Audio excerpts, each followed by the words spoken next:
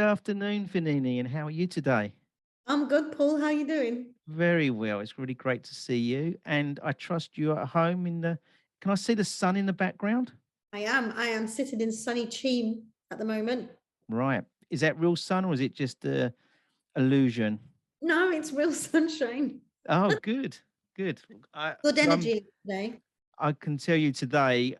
We've got April showers here, and we're in May, so it's not really making much sense where I am at the moment in Essex. So, but it's good to see that, I'm talking to someone who's got similar temperatures to what I've got. Normally, I'm talking to people around the world and they're very, very hot. It's not really fair, is it? Sometimes. So, Vineni, we have met. I think we met in 2019, around Yeah. about early 2019. And I always remember that you on that night because you had these leopard skin trainers on. And it was your theme, wasn't it? It was your Yeah. theme. So we met in real life when we didn't have none of the problems with COVID and things like that, and we built this business relationship around LinkedIn. And obviously, we got to know each other very, very well because you are responsible for my LinkedIn sort of journey as such. And we're going to touch on that, obviously, through our sort of podcast today. But so I know nearly everything about you. But for the benefit of our audience today, can you tell us some of your background and your origin story? Cool. So I have been I'm an IT manager by trade. I've been doing that for the last 20 something years. All for corporate financial services, that kind of thing. Um, and a few of my friends had social media was coming along, and they had businesses and they were really struggling. And I decided to look into social media, help them out because they were struggling a little bit. I was like, can't be that hard. There's got to be another way. So trained all the Facebook training, Instagram training. LinkedIn was my platform anyway because I come from a corporate background, Hmm. and quite quickly understood all the differences between the different platforms, what to do, how to do it. So I helped before COVID. I helped quite a few restaurants, build their social presence, online presence. And then obviously COVID hit and those restaurants closed down and LinkedIn just blew up. Everybody needed a profile optimization. Everyone needed to be online. Everyone was used to being more digital. Mm. There was lack of presence. So that's pretty much where it kind of, kicked off. And you mentioned LinkedIn. Did all the platforms really take off, or was LinkedIn the main one that really took off regarding the corporate side?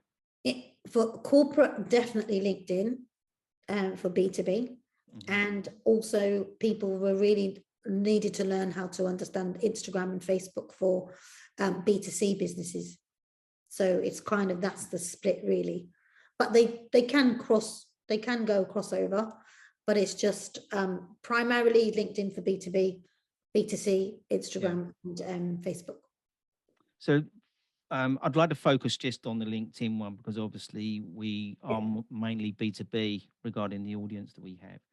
And I want to touch on, so obviously we went into lockdown and people had their profiles. Um, Obviously I'd been doing all my work in the late 2019 on mine, but so what things had to be done to get them from sort of going fully online? What sort of things did you have to focus on? Well, most people have a LinkedIn profile, but don't actually use it. It was more back in 2017, prior to 2017, it was literally a recruitment database. It's where you would go to look for a job. Mm. You might have your education on there, your work experience, and it was just a CV database primarily. It got bought out by Microsoft in 2017, and people started to realize that it's a much better. The first thing you do when you move job is you update your title and tell everybody where you are. So it's the most up-to-date platform to Hmm. find anybody that you want to speak to. It's always up to date. It's not old data, it's always current data. And obviously, as you know, data is really, really expensive. So we've now worked out that if you optimize your profile to be seen with your online presence, to show people what you can do and how you can help them, what your best skill set is, you can use LinkedIn for finding another job, for finding another prospect, for connecting with another company to do collaborative work. Whatever your goal is, you can do it on LinkedIn, because it's just such a wide variety of people on there. It's global, it's up to date, it's current. And every decision maker that you ever want to get in contact with, regardless of what industry, what level, anybody that you want, they're all on there. Mm. How many users are there now? Oh, tricky question. So I think the last time, isn't it now about 700 million, I think, nowadays? Wow. And growing, as always. Right. And only there are three types of people on LinkedIn. There are just the lurkers that just view and don't do anything. Mm-hmm. Then there's the people that actually look at things and may interact and engage a little bit. And then only 1% out of all of those people actually create content and post on LinkedIn. 1%. 1% of all of those people. Wow. So, it's always good to be a leader and not a follower. Yeah, So yeah. if you've optimized your profile and you're standing out from the crowd and you're gearing up on your online presence and becoming present, you become an influencer on the platform. It's super easy. And, it's all about positioning, Yeah. But it's not, one of the biggest stumbling blocks, which I'm sure you would allude to regarding getting started, is the content. You need the content, don't you, before So you can do anything. you need two things. Firstly, you need to optimize your profile. So tell people who you are, what it is you do, how you can help them. Mm-hmm. And, make sure that people really understand how you can help. It's not a sales base or picture. No one likes to be sold to, but the more people can relate to you and you build that know, like, and trust with people, it all starts with your profile. So as soon as they look at anyone wants to get to know you, they look up your profile first. And, it's always good to make sure that is fully, explains fully who you are and what you do. Yeah. The second side of it then is actually creating content. So again, creating content of value to help people. Every client that you've got out there has got a pain or a solution, and you've got the solution. And especially you, Paul, you've got so much information and knowledge about energy and how to help people save money, the efficiency, tools, analytics, everything like that. Yeah. But no one knew that, so the people that you knew you, but the people that didn't know you didn't know you. Yeah. So the beauty and the magic of optimizing your profile is that you can get seen by people you don't know. You can help them providing valuable tips. I think your first post was an energy meter where you'd saved somebody like £700 or something. Exactly. Yeah. We went, and And if I can remember, so we built a strategy, didn't we? And we said this is how it was going to work. And we wasn't posting videos every day. We had pictures, didn't we? there's a mix. And so I remember one of my first posts was for like a motivation thing, was a can of Red Bull. That's all I had, can of Red Bull, and said, this is the energy drink. This is what we need to be talking about, energy. And I think I had a lid of peanut butter that said spreading energy. Yes. It was just so right at the time. These things were just suddenly appearing when I thought, well, I need to do that.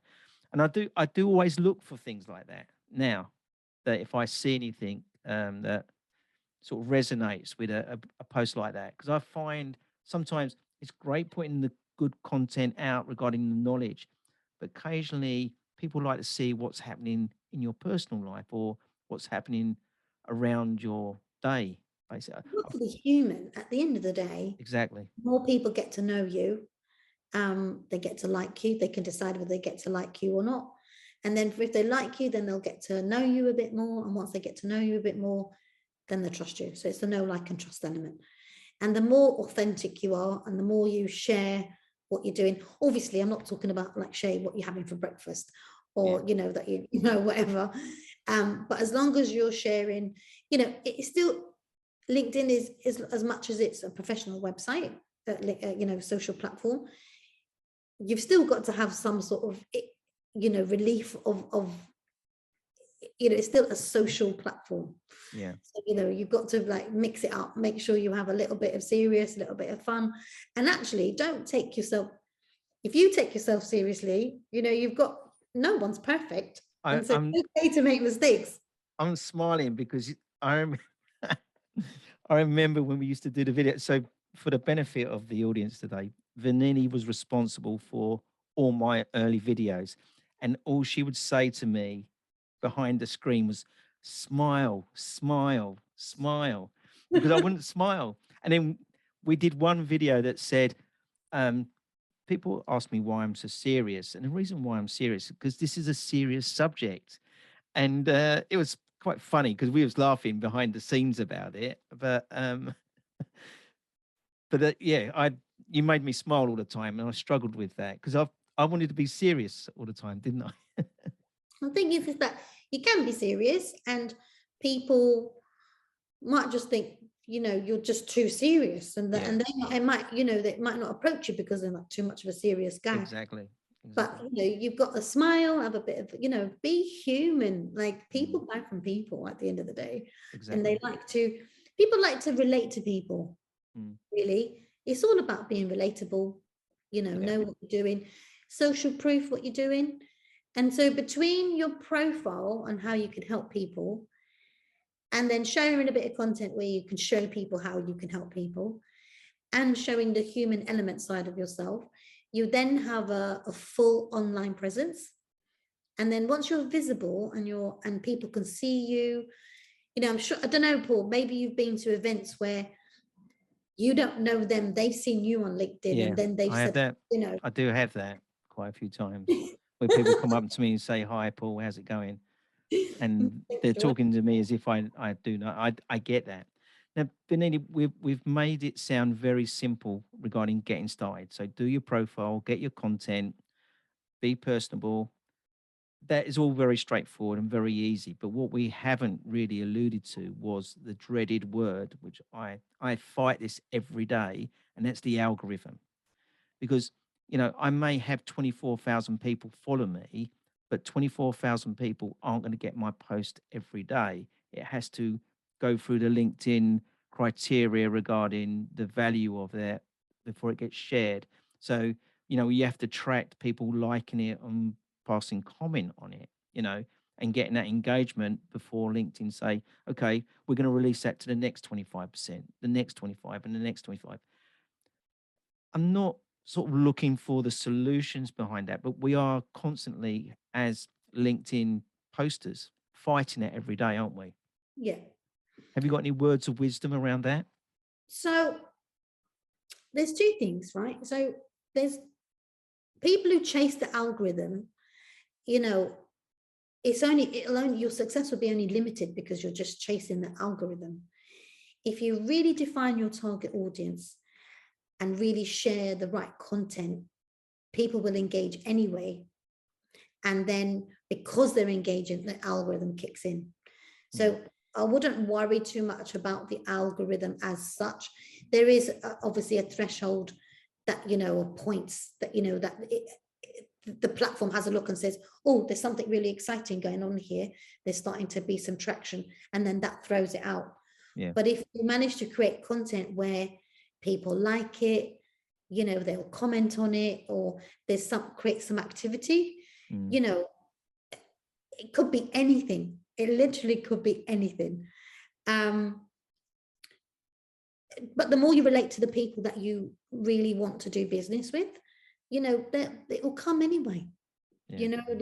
They'll interact with it. And again, it's always good to put that humor, that sort of stuff in it, because if somebody connects with your humor, it's likely that every time you put out a bit of funny content or a bit something that will make somebody smile, at the end of the day, if you can make someone smile every day or have a look at something, then, you know, it's all good. So I think it's more focus on your content and be consistent. I think Yeah. that's the other thing Yeah. is, you know, number one, make sure your profile, you know, shows you how you're helping people. Number two, create valuable content. And three, be consistent. Because I think the more you show up in front of somebody and the more they see you every day, the more likely they are to like you. And then the more likely to actually engage with your content. Mm.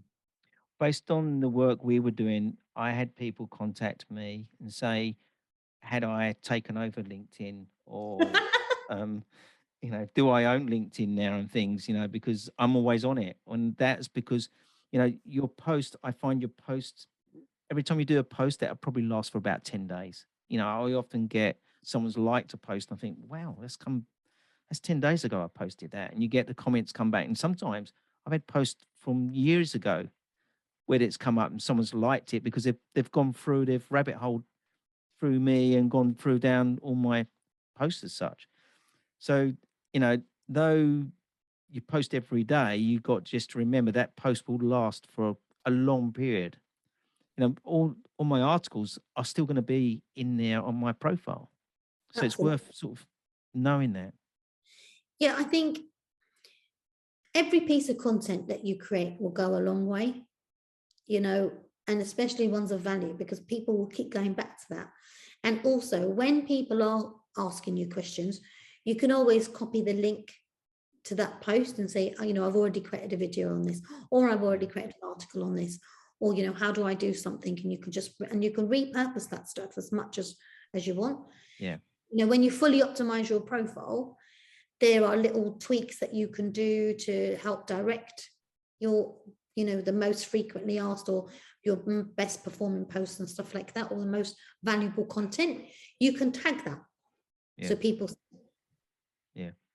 So, you know, on that subject, don't be shy to repurpose old posts and old, you know, if things you that come up. if you think that your audience is always growing, and so you may think that after, I don't know, like 6 months, maybe you're going to have so many more followers than you had before. And either people will see it again after 6 months and go, oh, that's really interesting. Oh, I remember that. And then haven't done anything about it. Or you've got your new audience who then take action on what you're doing and what you're saying. So you should always don't ever be scared of repurposing content. No. Just obviously don't do it too often where it becomes repetitive. I think if I repurpose mine, you wouldn't know because I don't. I hardly repurpose anything. So tell us, so you're obviously you got sucked into your real job regarding the IT side during COVID because of the sort of the transition of people working from home, and that created loads of pressure for you going forward. But you've sort of pivoted to your business now regarding your social media business. Tell us a bit about that. So during COVID, I was so busy during the day, just responding to my day job, that I did social media profiles helping people in the evening, because that's the only way I could fit them in. I needed to serve these people. They needed help. And so every day at 6 o'clock, I did a profile review session. And it was brilliant because I managed to do 5 profiles a week. Wow. Live. You know, I'd get them on, actually go through an audit, optimize them, and, you know, got their online presence out there. And, you know, some of those are really thriving now. And if they hadn't pivoted at that point, they might not have a business today. So that was really good. Since then, I have created like a course now where I just teach people, because before I was doing profile management, well, there's tiers.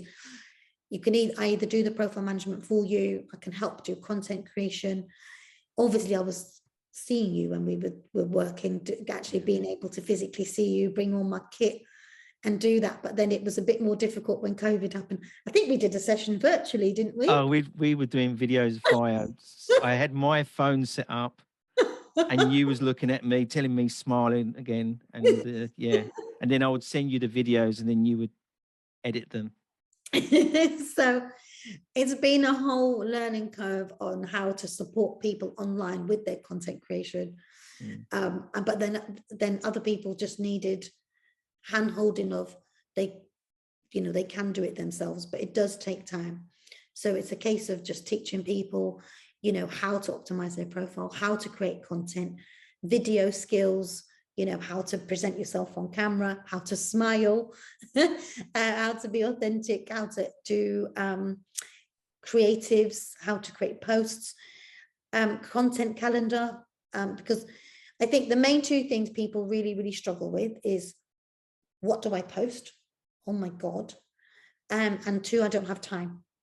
So between having a content calendar, knowing how to batch up your content and how to create content and how to save time doing that, they're the main two things that I can bring value to people. So it's like how to start. Again, when you said we didn't have a strategy at the beginning, it's like once you get into the mindset of what you can post, what to look out for, when to pull your phone out and video yourself. Because if you're not in the mindset of doing it, that you don't do it, and then you just think, oh, social media, can't be bothered with all that. It's too hard. But actually, it's not. My social thing, LinkedIn was amazing for me. As I always tell, we sat down, and I'm going to tell the audience a story when, so me and Vernini had this one-to-one, and she said, I've looked at your profile, and she said, you obviously know your stuff, but you need to do videos. And I said, Vernini, I'm not going to do videos. Listen to my voice. Even now, look, I sound like Ian Bill, which is an EastEnder from TV character. I said, I can't do it. And she took her phone out, pushed it into my face and said, tell me what you do. So me being me, I rattled off what I did. And then we watched a video together and we both looked at each other and said, it's pretty good. We could probably do something with that. And then we went into a meeting room, I think the following week, and then we set the tripod up, set out, and we batch recorded, which I think is a very good tip. We've done about 6 videos. You went off and top and tailed them, and that was it. And we did one a week, and it just exploded. And I can't say who the client was, but I was approached by a client very quickly, significant amounts of business just off the back of that. And I didn't ask for it, because that's the key thing, isn't it? No call to action. Don't ask people for business. You need to give people a call to action. So visit my web if they want more information, visit your website or check out my profile or DM me or whatever it is you do. You can always guide people on what the next step is, but you don't need to sell anything. It's like, so selling, not the call to action, the actual selling. Don't sell on social never media. sell. LinkedIn is all about being in the business room, online presence. Just be who you are, do what you do, and people who want to do business with you will come. And you know what, you're not for everyone. This is the thing. People go, oh, what if people don't like me, or what if I say the wrong thing, or anything like that. It's kind of like, if you're one of the lurkers and not one of the 1% creators on here, it's one of those where it doesn't matter. Like you're still the same. If you were in a room of people, networking event, you're still the same person as you are online. So just behave the same. Go and say hi to people. Just introduce yourself to people. If someone's having a conversation, join in. If someone's like having a conversation on a topic that you are interested in, join in. It's only a comment, and if the comment's wrong, it doesn't matter. It's like, I think at the end of the day, there's haters everywhere. So people are going to be horrible. They're going to be horrible when they're online or in your face. So this brings me on to a very important point: the trolls. Yes. People attacking you. Have you got a way that you would deal with that? I think we had one of those together, didn't we, at the beginning? We had a couple, didn't we? Like one of them has become my very good friend. So I would say to people, you know what? You're not for everyone. Everybody's not for everyone. There's going to be people that like you, and there's going to be people that don't like you. I know that people either like me or they don't. And those that don't, oh, well, there's that many more people that will. So it's fine. And I think, well, you think your voice is squeaky. I'll sound like a Smurf. You think that you're Ian Beale? I'm Mrs. Squeak. You know, I think when you have a troll, it's okay. I wouldn't Yeah. worry about it because It's proof, isn't it, that well, you've reached someone that has got an opinion about what you're doing. It's well, proof. they say that bad press is just as good as Yeah. you know, as good press, and I think that as long as you're consistent and you know what you're talking about and you come back with factual, never get into never get emotional on one of those posts. Don't like get upset or anything. Just look at them and go, you know what? Thank you for visiting my profile. Thank you for challenging me. And, you know, thank you for making me think about what I do know. Yeah. And just be really happy and grateful that someone's like checking for you, that someone that you didn't even know. Yeah. So, you know, you just got to look at the positives on that. Trolls are good for you, but don't let their bad energy in. Literally. So you're right. We did have one. I challenged what he said to me in a nice way regarding, thank you for your comments. This is how I was seeing that particular post. He would then came back again. I said, obviously you've got concerns about what I'm promoting here. Why don't we have a private conversation in my direct messaging? It could go one of two ways. He could disappear or he can come and chat with me. One of them disappeared, and then the other guy come and chatted to me, and he's going to be on my podcast soon. I'm going to interview him. Very nice guy, and he challenged me because he's old school. He knows the story behind everything. He's got a good academic understanding, but not a physical understanding. That's where we was different, really. So you, I think I always see a troll as an opportunity, really. Definitely. Everyone's model of everyone's got their own version of what they see and what they do. So, you know, if the color yellow, you might see a different color yellow to the shade I see of yellow, but actually the same as yellow. So I would say to people, if you know, don't worry about trolls. And as again, this isn't Instagram or Facebook where it's all, you know, not professional people. It's just people who are giving their opinion on from their model of the truth. Yeah. And you just have to respect that and just go, well, thanks. And also, if it's a troll, it is someone that you've reached out to with your content to somebody that you didn't know. And if there's somebody like that, then think about all of the good people that have seen it as well. And so then, thanks, troll. Yeah. So, with your particular role that you have in this industry now, where do you think your challenges are?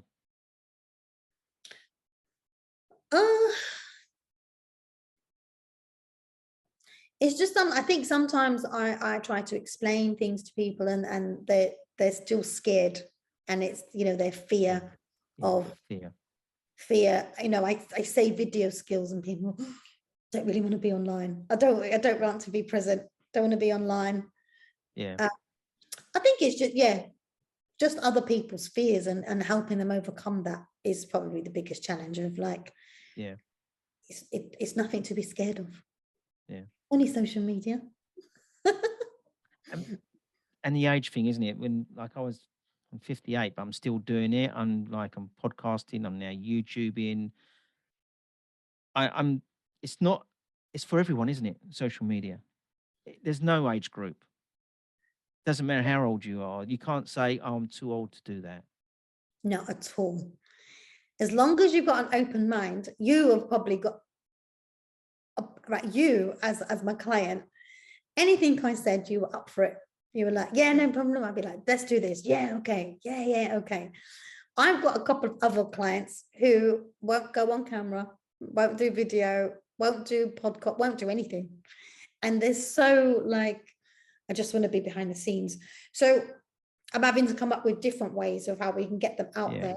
Yeah. But, you know, eventually, I don't know how long it will take me, but I will get them on camera. But that's my own perseverance. But you know what? The quicker you get on camera and people can see you in your eyes, the quicker you'll make a relationship with someone. Yeah. Exactly. You know, I think that's the biggest challenge is getting people to get over their own fear and get them out of their, I don't want to. Uh, you tell him, you saying that about me absorbing everything you put forward. We were in an office late one night with my son with me, Fraser, and they were turning the lights off, and we wanted to film Fraser in the dark reading a book, didn't we? Yeah. And we had this mad idea that we, because it was during a time anyway, so we filmed him because I wanted to talk about leaving the lights on and the children, like as a son, my dad used to say to me, "Oh, these lights are on up here, and you're downstairs. It's like Blackpool illuminations." So we wanted to film Fraser sitting there reading a book in the dark, and we did, didn't we? And we posted it. I can't remember what the process was, but I remember we did that. I think it was Fraser sitting in the dark and he'd be like, turn the lights on, Dad, because you were turning off all the lights. But again, that bit of post was relatable, that every parent who's got a teenage child, Yeah, turn all the lights on. And you just think, well, especially now with energy bills being so crazy, people cannot afford to keep leaving every single light on in the house unless you've installed smart technology and you can sit there with your phone and turn off all the lights, as the kids are going round. But that technology has only become available recently, affordable, right? exactly. So Vernini, even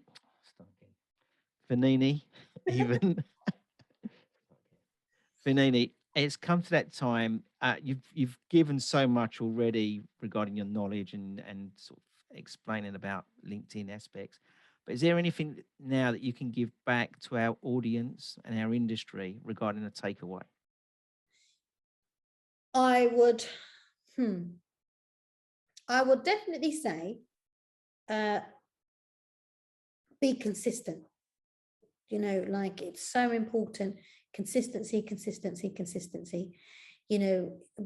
If you're starting out, batch up a whole load of content that will get you through the next 4 weeks, have a framework and go from there. And the more you're consistent, the better it will be for you, because the algorithm will get to know you and like you. It's a bit like being in a bar. You go in every day, the barman knows who you are. You probably get served every day. You go in once a week, he kind of knows who you are. But then if you don't go in all the time, they don't know who you are. So it's good. Just be consistent with your content. And just touching on the consistency, do you post same time every day? Yeah. Every day, same time. And whatever that is right for you, because people will say, if you post, most people post 8 o'clock in the morning, right? Between 8 and 9 o'clock. But if you're somebody that wants to start posting at 4 o'clock in the afternoon, it might be that your audience is in the US, and that's perfect for them. And if you don't post at 4 o'clock, they'll be like, where's your post? How come isn't posted at 4 o'clock? So your audience will get to know you after a little while. And they'll just pick a time that's convenient for you and post consistently on time. I sometimes post, well, I try to post early in the morning between 7 and 8. But I sometimes say I'm posting like an American in the afternoon. I do fluctuate it. I have a post ready, but sometimes the day overtakes me, when certain things happen, really, if I'm traveling, etc. I will just say, be consistent and do your research. So your target audience research, your hashtag research, your industry research, and all that sort of stuff. And look at some tools. There's loads of different tools out there that can help you schedule that stuff that don't impact your posting, and that'll help you be consistent, as long as it's authentic content. I think just authenticity is key, research is key, and consistency. Brilliant.